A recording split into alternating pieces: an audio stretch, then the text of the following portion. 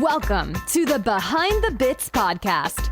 Your host, Scott Curtis, wants to learn everything he can about stand-up comedy and take you along for the ride. Scott and his guests talk serious about comedy in every episode. Behind the Bits will uncover knowledge from different perspectives on subjects such as writing and performing stand-up comedy, as well as booking shows and the comedy life. If you're thinking about becoming a stand-up comic, already in the comic game, or a comedy nerd, Behind the Bits is the show for you. Now, let's get Behind the Bits.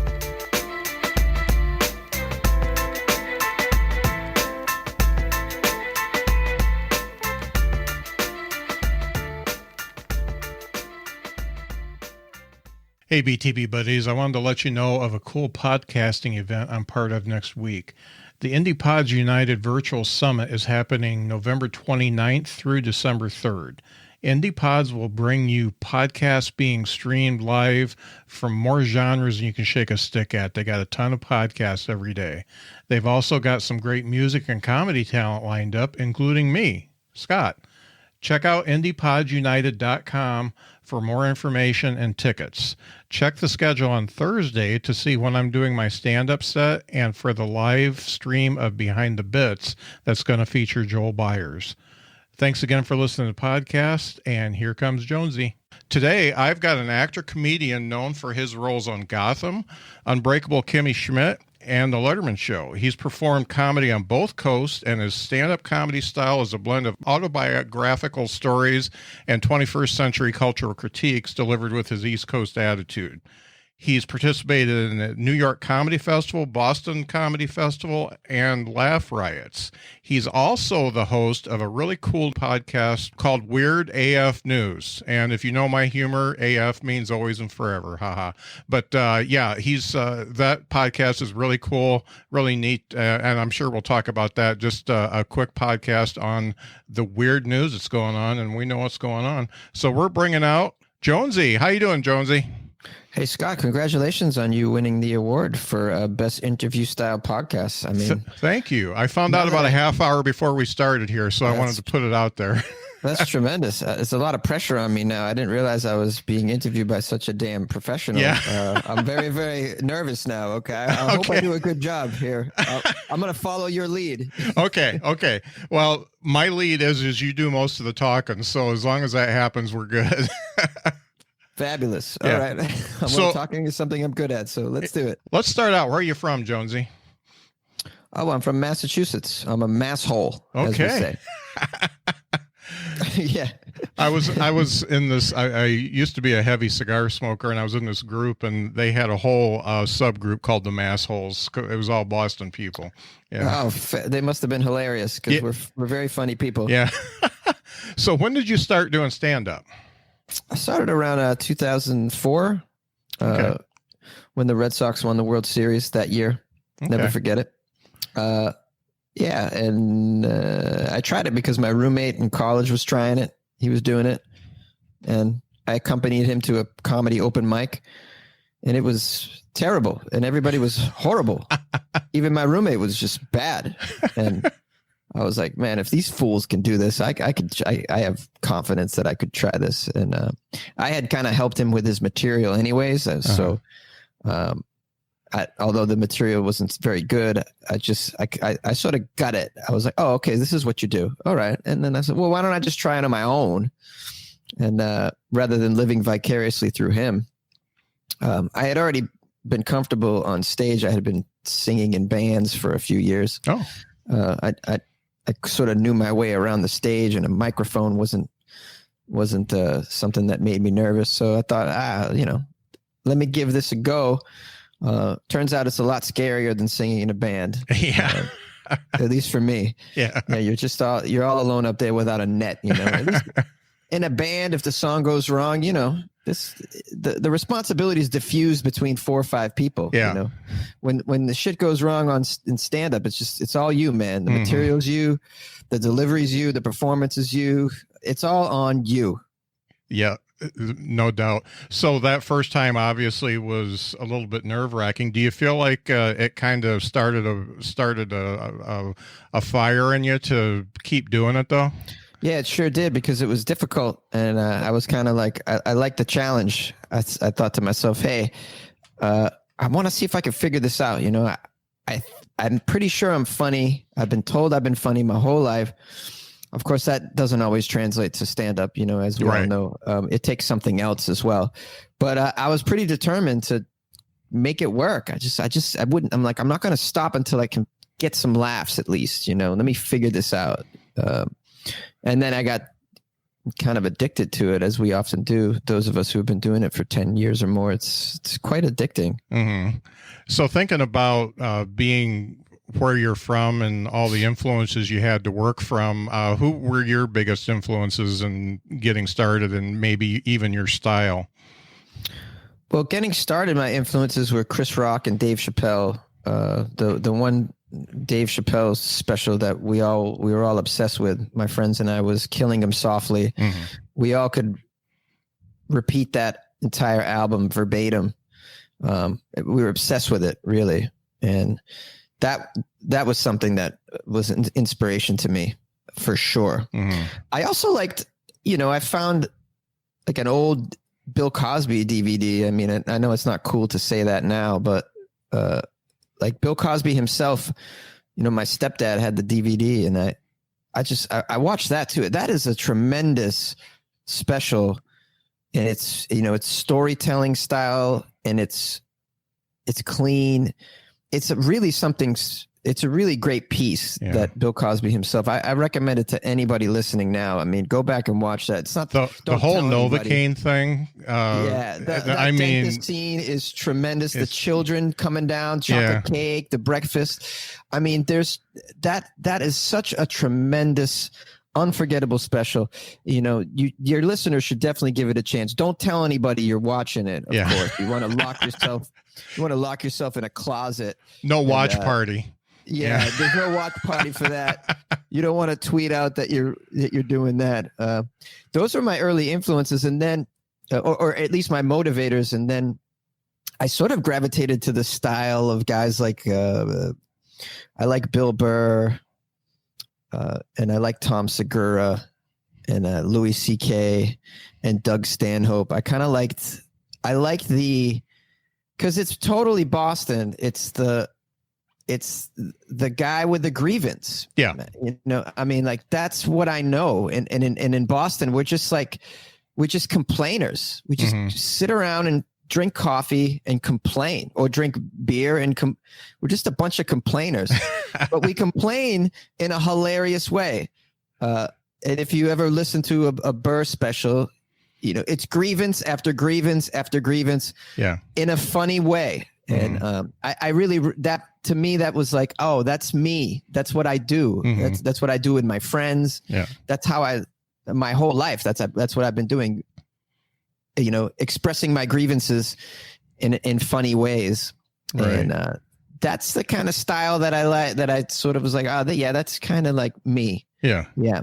So those people were once I got going, I really like looked at them like, oh man, yeah, those are the people who I sort of aspired to be. Louis C.K., it's embarrassing to say that you're aspired to be him after what had gone down. But as I always say, I aspired to have Louis' career if he didn't have any hands. Yeah. Yeah. If he had no hands, that would be what I would like. That would have helped him. Yeah. Yeah.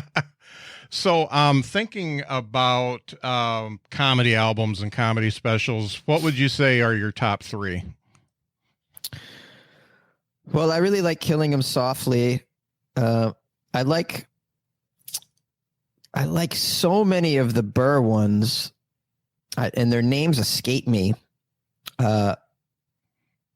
I can't remember the names of but there's like 3 Bill Burr tremendous specials that I really love. Not the last one, but even like probably the 4 before that. I'm like, you can't go wrong with those. And I really like all of the Louis. I especially like the one he's in a suit. I can't remember what that one's called, but I really love that one. Mm-hmm. And I also like the Stanhope one where he's what's the one? It's he's wearing the baseball jersey. Yeah, these names all escape me. That's the one where he's talking about his mom a lot. Yeah, and I liked Tom Segura's, not the last one when he has a bag of dodgeballs on his back. The one before that, I really, really dig that one quite a bit.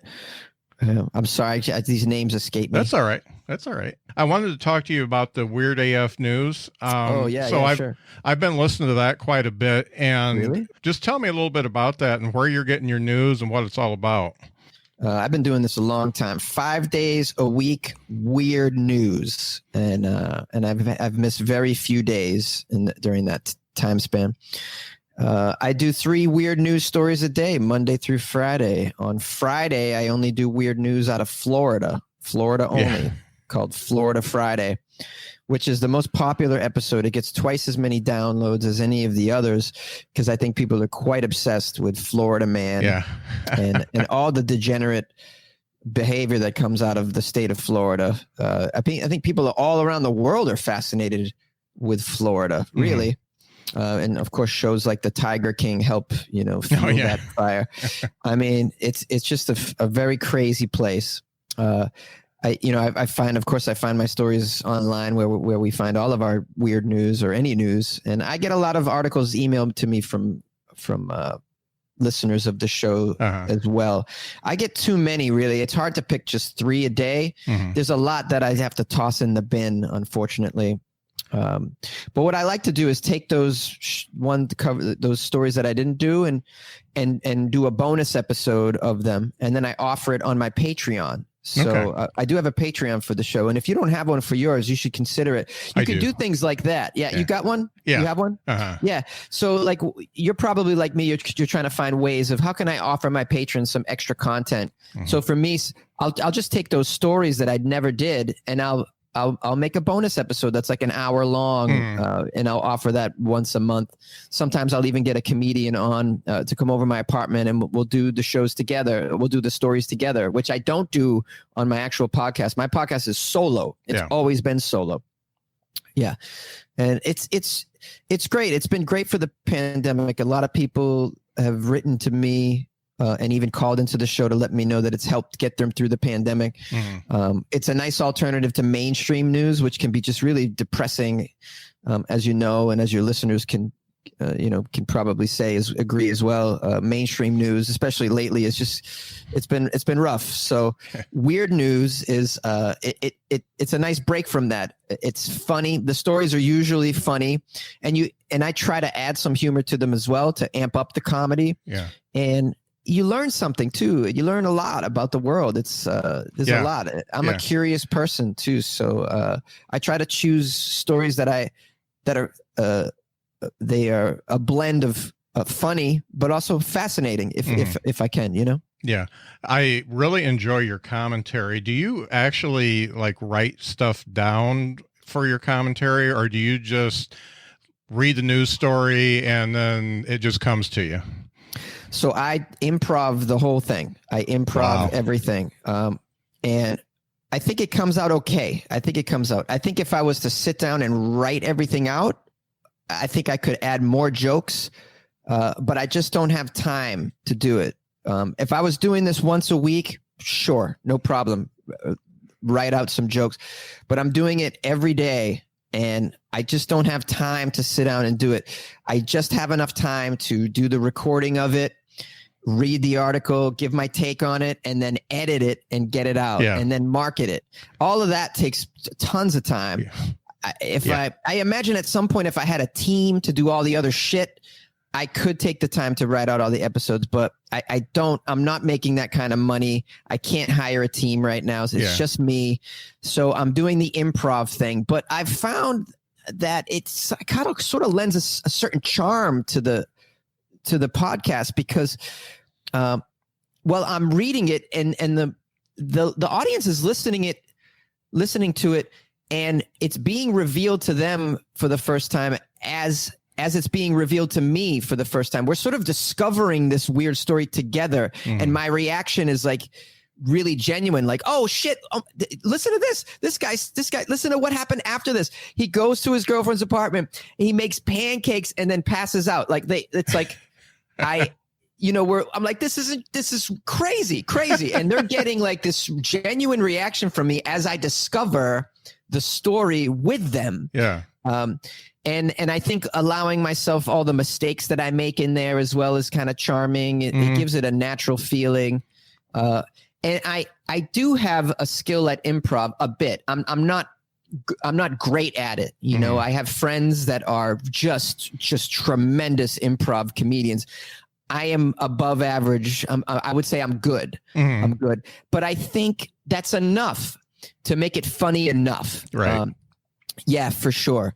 And so, I do it. I try to improv it.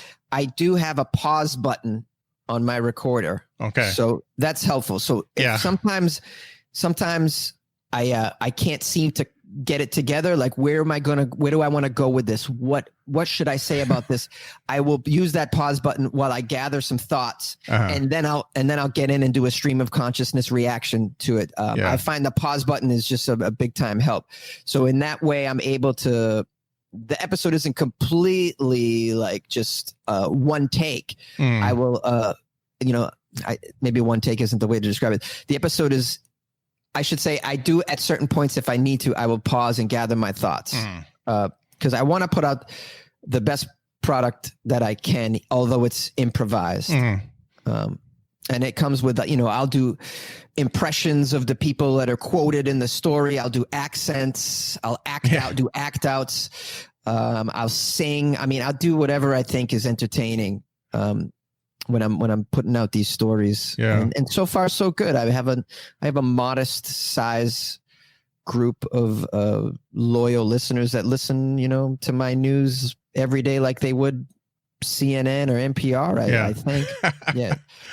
Well, I really enjoy it, and like I said, the commentary is one of my favorite parts because it did seem to be natural and improv to me. So I wondered if that was the case, or if you're just a really good writer and you do that 5 days a week. Yeah, I'm a much better writer than I am improver. If I was to write these things, I think we would see it on a whole new level of it. But then maybe it wouldn't come off natural. I don't know. But I could tell you this. The other benefit I get from improving it is like I feel as though doing this podcast for 3 years or so, I've been working that improv muscle every day, and I think it's something you can work at. It is a muscle, and I think it's made me sharper. And I think my improv skills have improved as a result of doing it all the time. It's like anything else. It's an activity that the more you do it, the better you'll get at it. And I find myself in conversations now. Oh, I'm a little quicker, just a little bit. I've noticed it. So I'm getting something out of it by doing this exercise every day. It's funny. I was scared of improv, and I do stand up too. And a good friend of mine's an improv guy, and he's always trying to pull me into it. So I started something out of the pandemic called the BTB Internet Talk Show, which is an extension of the podcast. And I play a part. Dean Martin. He's been cryogenically frozen. He came back to life. He ran out of money because they thawed him out, and he's living with me. So I bring him out, and I've learned that actually improving and people asking me questions and stuff like that actually helps me to perform comedy too, because you're living more in the moment. You're not worried about your set and stuff like that. So I really never admitted, because I was scared, I really never admitted that improv is a cool thing, but it really turns out it's pretty neat. Well, I think a lot of us stand-ups sort of have always looked at improv as not as much of a craft as stand-up.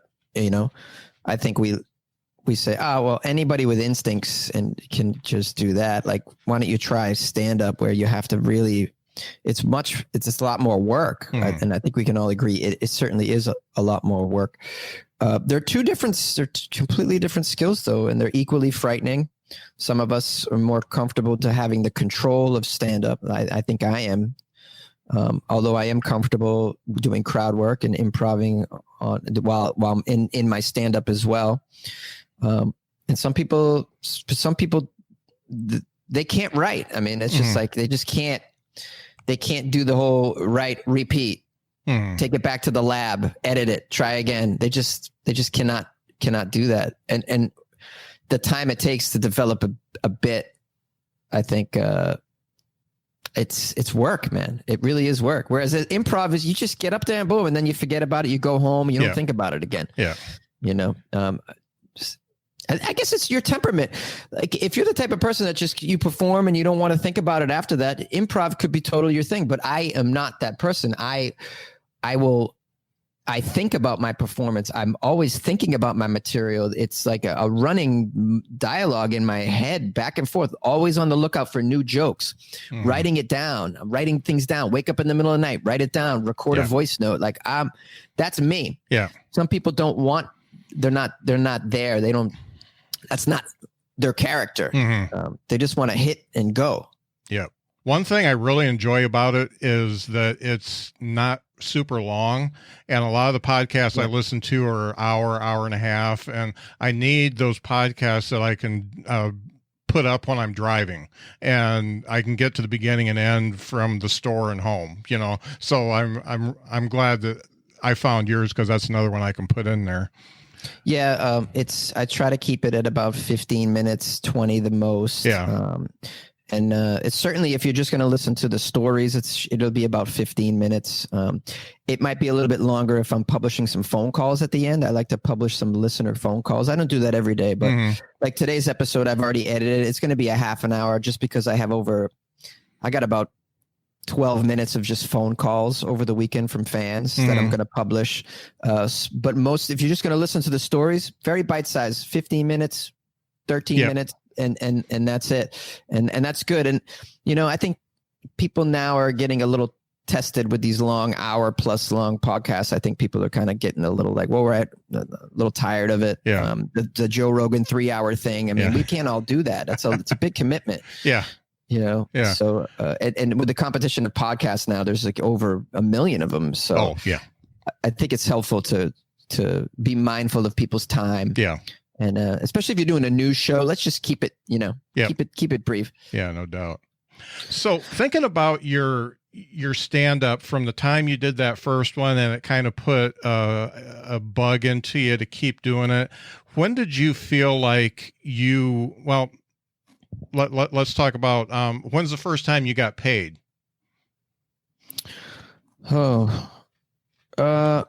I did get paid in Boston before I moved out a few times, actually. I got paid to host an open mic. That was probably my first paid gig. In the basement of a restaurant in downtown Boston the place was called The Vault. It was an old bank. It was a bank vault in the basement, and the bank vault was the green room. The comics would sit inside the bank vault. It was pretty cool.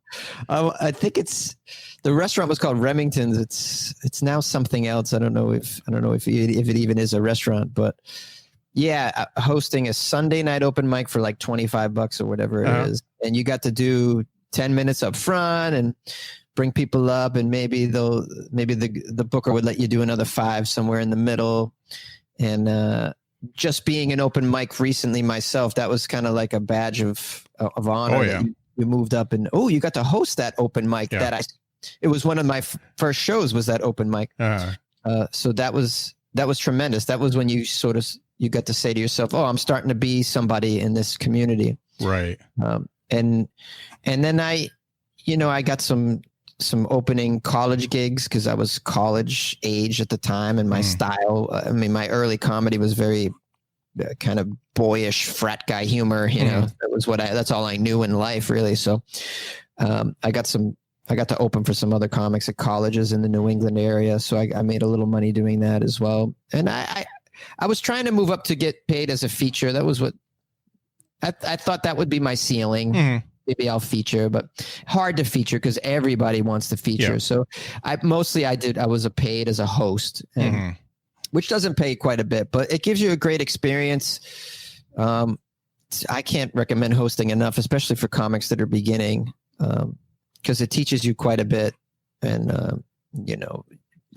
for one, crowd work usually is something you got to kind of learn if you're going to host. And it forces you to learn all the comedians' names, and not that it forces you, but like I look at it. Okay, it's an opportunity to learn all the comedians' names, learn their TV credits, speak to them because you're going to meet them at the shows. You're going to talk to them. How would you like me to bring you up? What TV credits you want me to mention? What would you like me to say? And it can allow. It's an opportunity to ingratiate yourself to comics who are above you, and if they like you, you can get work through them. So hosting was a tremendous help, and I always recommend newer comics host, but I think a lot of comics think it's below them to do such a thing, but I think it's important. Yeah. So I feel I've watched, I did a little homework and I listened to a couple of your podcast interviews. I re-listened to the one with Matt, and watched a couple of your stand-up sets and stuff like that. So I get a vibe from you that you have enough self-confidence to say what you want without being an asshole. Does that seem to be pretty on point? Yeah, I suppose. Although the things that I want to say have shifted. There's social pressure to not talk about certain things, so I usually don't really go there. But if I feel strongly about something, I'll say it. I feel confident enough to say it. I've been doing this year's been a wash, but prior to this year, I was getting to the point where I was doing some pretty risky stuff. I was really kind of pushing the envelope, and I felt confident doing it, even though it didn't always work. I was trying to get there where I could talk about some pretty edgy shit, some dark stuff. Some stuff that isn't culturally sanctioned for a straight white man to say. I was dabbling in that a bit, and I felt confident, and I can make it funny, and I was moving in that direction. I can make it funny. And, so, did you make that change because you were bored with the stuff that you were doing, or you felt 100%. Like you were? Yeah. 100%. I mean, I think if you grow, when you're growing as an artist, as a stand-up, you'll go through stages. This is just my opinion, but so the first stage is to get up there, get on the mic, survive it, and get off. If you can remember what you said, big win. That's your first 5 times, right? Maybe 10 times. You just get through it. You don't even know what's happening to yourself. It's like going a couple rounds with a very skilled boxer who's way out of your league. Like, you just want to get through a round or two, and you're not going to really remember what the hell happened because you've just been punched here and there. Those are your first few times. Then it's get a couple laughs, get some laughs, get up there, get some laughs, get off. And you don't even care how you get the laughs, right? You'll say anything, get some laughs. You'll say things that aren't true. You'll say things, you might even recycle an idea you've heard before. So you might not even be completely original. You may lie. You may be completely unoriginal. You may embarrass yourself by doing some lame ass impressions. You'll do anything to get a laugh. That's the next stage. And then after that, when you get, then you want to crush. So you get to the point where you're crushing with this stuff. You'll say anything, doesn't have to be true. You may recycle some idea. It doesn't have to be completely original. Just crush. And then after a while, I think if you want to grow, you start to say, you get a little discerning with your material. You want to kind of challenge yourself. You want to get more, in my case, this isn't for everybody, but you want to get more truthful. You want to get more, you want to share more of yourself. Why be more truthful? Why share more of yourself? Well, because I think you get to the point where you say, how can I be more original? Because I've been crushing, but I'm talking about fast food restaurants, or I'm talking about, not that you can't get original with a fast food joke, but dating apps, or, let's talk about sex. And, maybe you're crushing and it's not so original. So getting truthful and getting autobiographical, sharing some of your deepest secrets, your deepest points of view, stuff that you might even be embarrassed to share. that's when you can really, you have to go to those places to get very original, in my opinion. And so in order to do that, you really got to get truthful, and you got to be daring to share more. Only then, I think, this is just my opinion, only then will you become that comic that they remembered that night, because you did that bit about the first time you tried meth. You know, I do a joke about doing meth, and, you know, I don't hear people talking about that. And you certainly don't look at me and expect me to talk about that. I don't look like someone that would try meth. Well, I did. And here's the story, and it's fucking hilarious. And when I'm on a set and then you see me after, you're like, that's the guy that told the meth bit. You know? Now, in order to get to that place, you really got to get truthful, and you really got to share. Otherwise, you're just another comic that got some laughs. They don't even remember what the hell you said. It made no impact. Yeah. But if you got up there and you talked about your, you know, the time you tried meth or whatever, or the time you slept with someone that you thought was one gender and ended up being another, or like whatever it is, like some unique experience, something that stands out.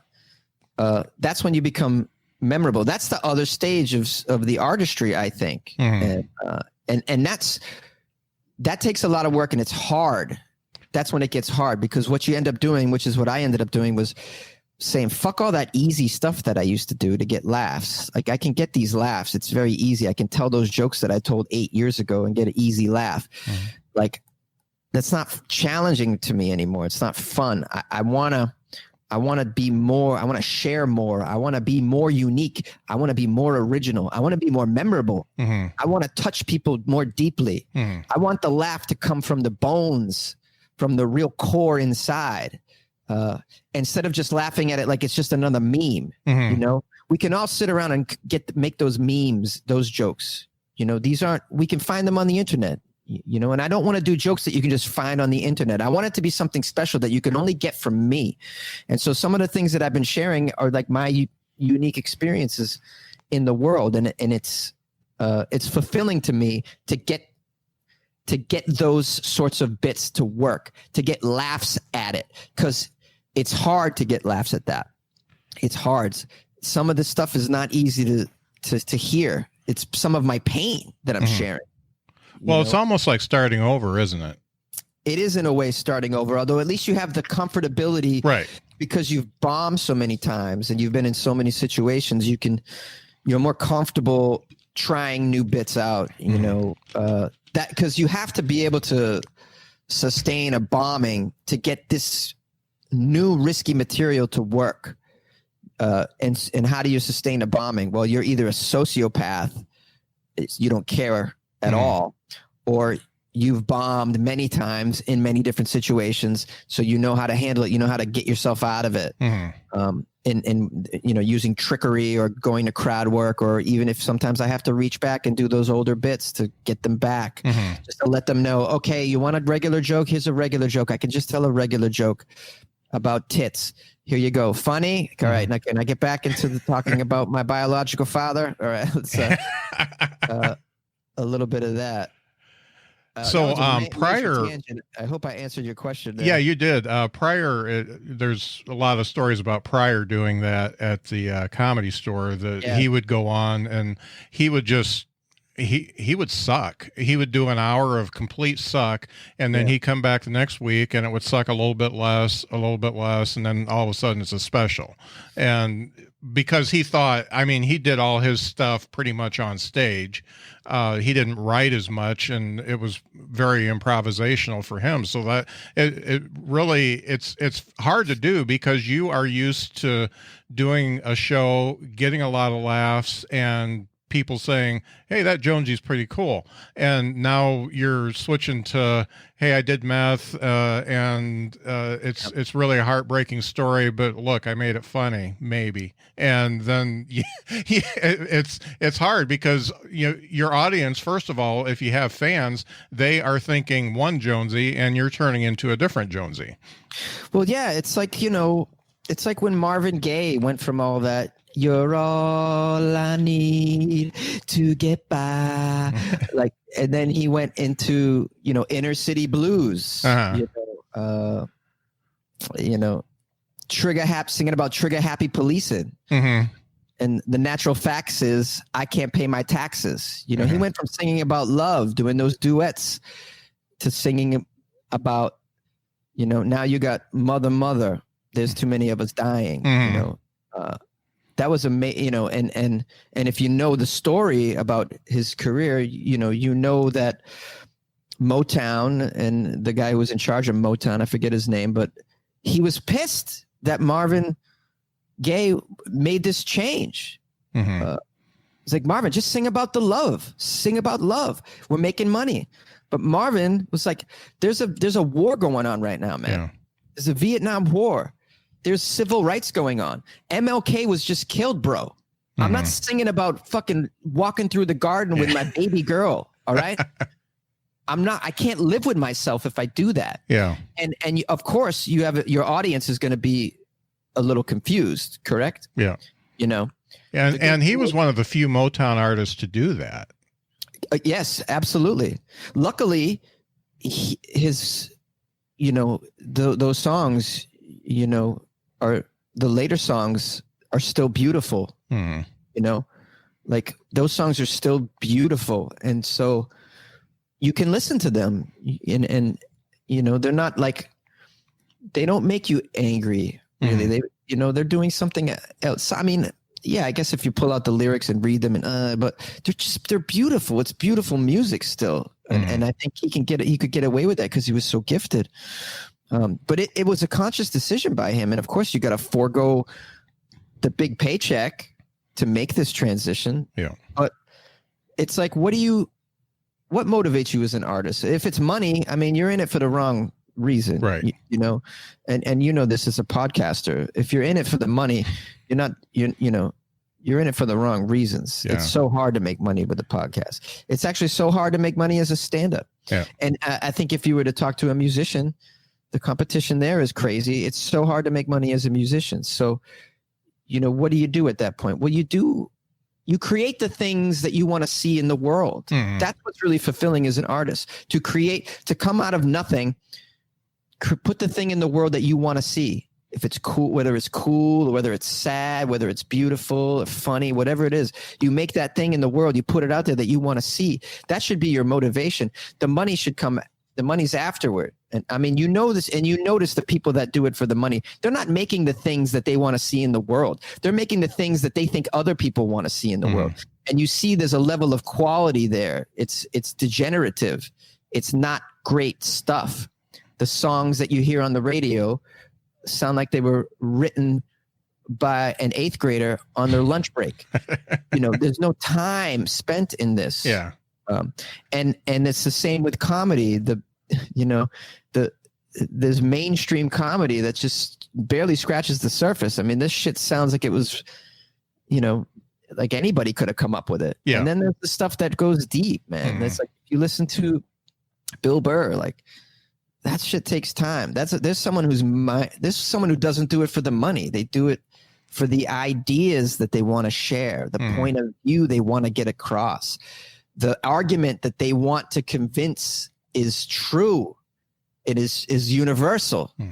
This is what drives people like Bill Burr, I assume, just by watching their act, because it cuts much deeper than your just surface jokes. Oh, I'm a fat dude, and oh, watch me at the buffet, and I'm not to denigrate like overweight comics, but I mean, there's a lot of that going on where someone's just only working with the exterior, just not really going deep. I feel like maybe you must have grown up and got some empathy, and that's why you decided to change your artistry a little bit. It just looks like it, and it's funny. People do it at different stages of their life. I didn't do it until I was in my late 40s, and it's a real awakening when you do that, and you just want to change everything, and you have to do it slowly. But does that sound about right for you? Yeah. I mean, I guess I was tired of feeling like a phony. Yeah. I think that's a big reason. I was tired of feeling like a phony, even though I got laughs. On the way up, I wasn't great, but I knew how to get laughs. I figured it out. I felt like a phony. I wasn't being truthful. Mm-hmm. I would say anything to get a laugh, even if it was like, hey, I like to sleep with overweight women. Here's why. I just did. I would say anything. That's, things that aren't true, just to get laughs. And you feel like a phony. Not only that, I wasn't sharing who I truly was. Yeah. And that made me feel like a phony as well. Mm-hmm. And how many times can you get on and off stage feeling like an imposter? Mm-hmm. And eventually you get tired of that feeling. Yeah. And you get tired of that feeling. And if you can get the confidence at the same time to be more daring, to share more of yourself, more of your truth, if those things can happen, then I think you could kind of at least attempt to take it to the next level. Mm-hmm. You also have to be cool with like losing out on some paid gigs, man. Like, yeah. I turned down stuff. I know I used to take anything. Mm-hmm. Now I'm like, I'm not going to do that. Like I struggle at casino gigs. I can't headline a casino gig. Mm-hmm. I can get by middling featuring because I can do 25 and get through with the stuff that I have, but I can't headline a casino gig, and I'm not even going to try to do it. I've been offered. I won't try because my materials, it's not a vacation. A lot of time. It's not a vacation. It's not an escape from reality. I'm going deeper into reality. I'm going deeper and darker into my reality. I do a bit where I basically say Amber Alerts are stupid. So, what? Yeah, Amber Alerts, they're stupid. Here's why. I do a bit about why it's okay to sleep with a woman with a penis. I talk about doing meth. These things are, these subjects and stuff. This is not for certain crowds. I guess is what I'm saying. Certain crowds, I just won't even do it. I'm not, I know it's a struggle. It's a struggle. They're just going to be like, why isn't he talking about a fraternity and drinking and sleeping with women? Like, this is what he looks like he does. Why is he talking about this other shit? I look younger than I am too. That can throw them, but I used to talk about those things, man. I used to talk about, I live in a college apartment and you can't sit on the couch, you'll get pregnant. Like this kind of stupid shit. And I just the online dating. I mean, we've all, just tons of online dating bits. And that's what those crowds want to hear, man. That's what they want to hear. They don't want to hear anything political. They don't want to, they just don't want to hear that shit or dark humor. Yeah. Well, you're fortunate in the fact that you were able to put a joke together, tell it, understand when to breathe and be able, just the mechanics. And now you can move on and listen to George Carlin's albums from first to last. And, he definitely did the same thing. And he did. He totally did. Yeah. So it's commendable that you're doing that. So thinking about what you're doing now and working on now versus what you did before, did you get any advice from other comics that helped you along the way? The only, the advice that I got that I remembered was from Ted Alexandro, who's a friend of mine and a tremendous comedian in New York City. And he's Jim Gaffigan's opener, among other things. Oh, yeah. His Instagram channel is just filled with brilliant clips of him at the Comedy Cellar. If anyone wants to check him out, Ted Alexandro is one of my heroes for sure. We used to have long conversations about this. He would help me. He mentored me a little bit. And at the time I was a high energy comic. I was like, high energy. I was like it's like Kevin Hart or Chris Rock, like this kind of high over the top energy, which is not how I speak, as you see. Yeah. I mean, if I get angry, if we get into it, if you want to, you want to put down Dunkin' Donuts, like it's fucking on. Yeah. I get, That's a Bostonian. That's the Boston Church, the Church of Duncans. Yeah. Right?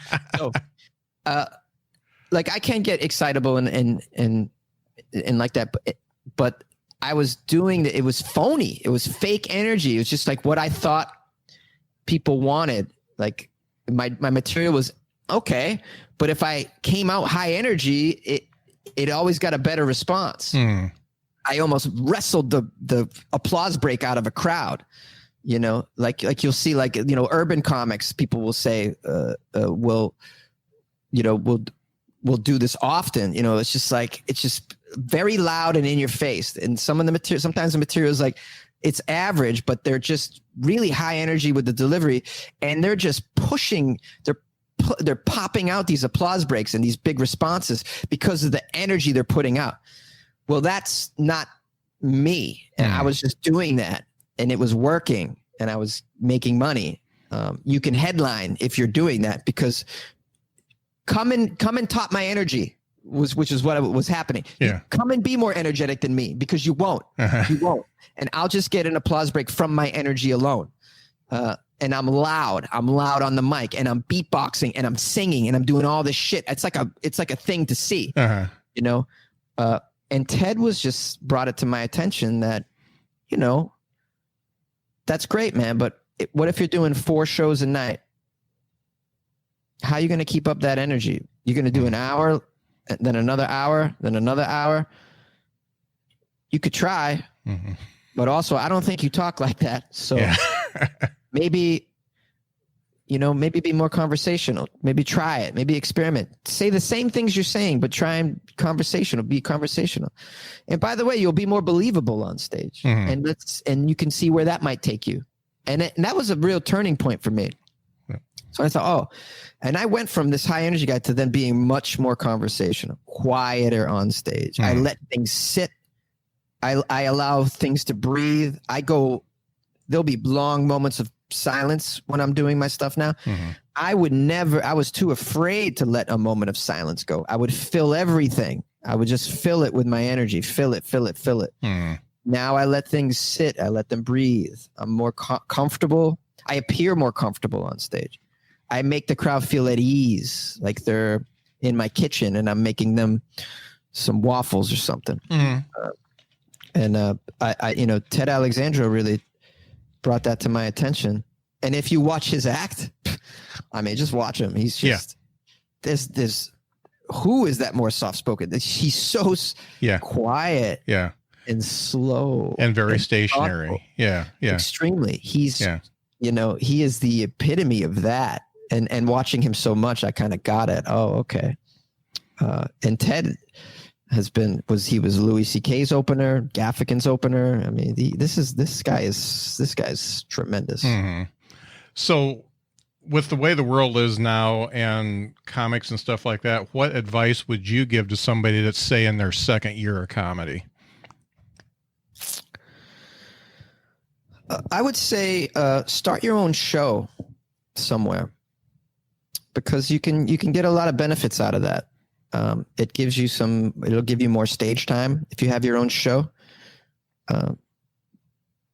I mean, I'm not talking about a one-person show. I'm talking about book your own stand-up comedy show. Find a venue.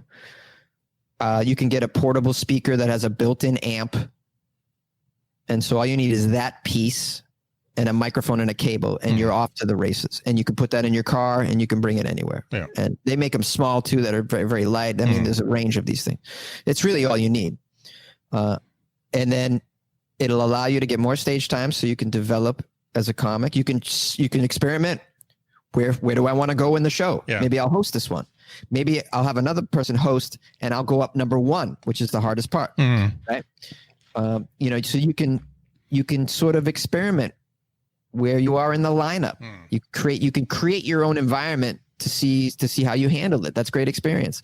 You also can make a little money. You can also ingratiate yourself to other comedians by giving them stage time. And that can lead to many things, because, favors are a thing in our industry, of course. It's like, hey, I let you do a spot on my show. I noticed you have a show. If you ever had a spot available on your show, I would love to do it. I would love to do it. So then you get more stage time on other people's shows. You can, if you have a budget for your show, you can book a real headliner of some sort. And now you're making friends with headliners, and they're gonna meet you. You're gonna have correspondence with them. You may even get their cell phone numbers, and you're texting them because you're booking them. You can become their friend. They can see your act. You can strategically place yourself right in front of them on the show so that they definitely see your act if you're confident, and they might decide to use you. So all of that, the connections that you make, the stage time you can give yourself, the money that you can make. It also teaches you how to be a business person because you got to deal with a venue. You got to book people. It teaches you skills, important skills. You got to, maybe you even, if you're going to do it all, it teaches you how to do graphic arts. You have to create flyers for these things. You might have to put them up places. It teaches you how to market. You're going to have to get the word out that you're having a show. It teaches you about advertising. I mean, you can learn so many skills by just producing your own show. I think that's one of the best things that I ever did was produce some shows. And I think that's super, super helpful for a young comic to consider.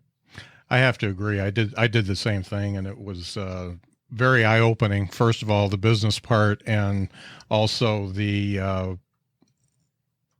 ability to work on material and yet pull in a decent audience it's hard because if they see you suck one time, then you got to do enough stuff that doesn't suck and isn't new in order to keep them coming back. So I mean, for yourself, I mean, sometimes I wouldn't even book myself on a show. I would skip a show because if the crowd has already seen me the previous week, maybe I'll skip this one. But you're in control. You're the booker, so you can do that, and you're still getting something out of it, because you're giving stage time to other comics. You might be booking a headliner and paying them a little bit of money too, and they love that. They love that, and they may throw a bone to you sometime. You never know. It's great. It's tremendous. It's a tremendous thing. I think it's good advice. Yeah. Great. Well, I tell you what, it was great talking to you, Jonesy. I know you've got a commitment coming up here and you got to get out, but I really appreciate you taking the time to talk. Obviously, my podcast is a success when my guest talks more than I do, and we did it. And cool. And that's all I want to do. Well, so, you're an award-winning host. So yeah. Surprise. All I get's a JPEG of my win, but that's cool. And you can always print it out and put it on the wall. Yeah. Make my own trophy or whatever. Yeah. It's just nice seeing Dax Shepard as a little tiny thing in the corner there. That's what I like. I'm very impressed because that guy's podcast is popular. Yeah. So that's kudos to you, man. Yeah, for sure. It was all lobbying, but that's cool. So if people want to find you on the internet, where do they find you? Oh, if they just want to find me, on Instagram at Funny Jones, FUNNYJONES, Funny Jones, one word. It's like Funny Bones, but with a J. I have a website, jonesy.com as well. And the podcast is, you could just look for Weird AF News on any podcast listener, or I have a website for that as well, weirdafnews.com, and you can find the podcast there. And I don't have any shows. Normally I would update people with my shows and stuff, but for the foreseeable future, I have a private show coming up later this month. But other than that, I don't really have any shows that I can advertise. So just the podcast is really all I'm doing. But people really like it. It's not for everybody, but I would say give it a chance. It's only like 15 minutes of your time. And see if you dig it. Yeah, I really enjoyed it, and I will be talking about it to all my friends. Scott, I'm so grateful for that, man. That's really nice of you. I appreciate that. The word of mouth stuff's important. It's the best way to spread podcasts, in my opinion, is word of mouth, man. Yeah. Well, thanks so much for being on the show. Anytime, my man. Bye-bye.